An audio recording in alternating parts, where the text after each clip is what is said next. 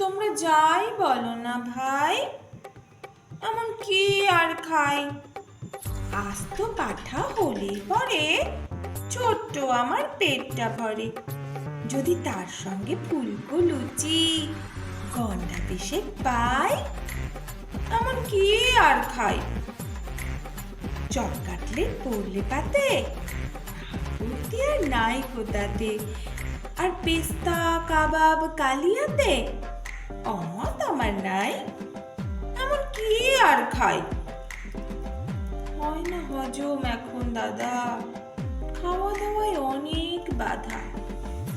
এখন তাই তো অনেক বুঝে সুঝে খাবার খেতে চাই, এমন কি আর খাই? সের ৫-৬ রাবড়ি দধি তোমরা আমায় খাওয়াও যদি, কষ্ট করে এই বয়সেও খেতে পারি তাই। এমন কি আর খাই? সন্দেশ আর পান্তুয়াতে রুচি বিশেষ নাই কোথাতে।